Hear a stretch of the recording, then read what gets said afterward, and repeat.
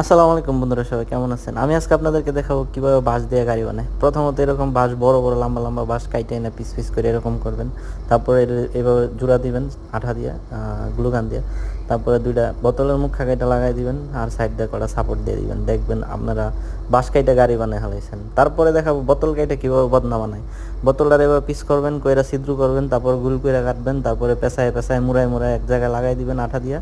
আর একটারে এই তো হয়ে গেছে। তারপরে দেখো বোতল দিয়ে কিভাবে গান বানায়, স্প্রে গান। বোতলে ফুটা করে পাইপ লাগাবেন, পাইপ লাগায় তারপরে একটা এরকম করে লাগাই দিবেন, তারপরে স্প্রে করবেন টাস টাস করে। তারপরে দেখো ছোটো পোলাপানকে কীভাবে বড় বড় গাড়ি বানানো যায়।